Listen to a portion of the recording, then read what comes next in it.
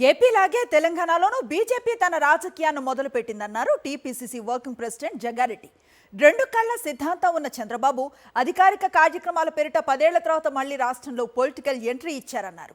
TDP జనసేనను రంగంలోకి దింపిన కమలం party Chandrababu సాయంతో తెలంగాణను కబ్జా చేసేందుకు ప్రయత్నాలు చేస్తోందని ఆరోపించారు జగ్గారెడ్డి.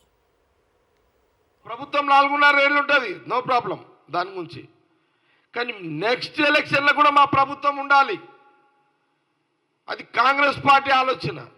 కానీ బీజేపీ తెలంగాణ ఎట్లయితే ఆంధ్రప్రదేశ్ మీద గేమ్ ఆడిందో, పొలిటికల్ గేమ్, అట్లా ఇప్పుడు తెలంగాణ మీద గేమ్ స్టార్ట్ చేసింది. అధికార కార్యక్రమాలు అయిపోయిన వెంటనే అసలైన రాజకీయ రంగు చంద్రబాబు నాయుడు గారు బయట పెట్టిండు.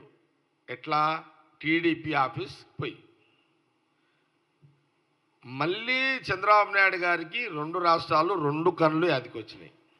సపోర్ట్గా జనసేన, పవన్ కళ్యాణ్ తెలంగాణలో. చంద్రబాబు నాయుడు గారు తెలంగాణకు రావడము, ఇక్కడ ముఖ్యమంత్రిని కలవడము,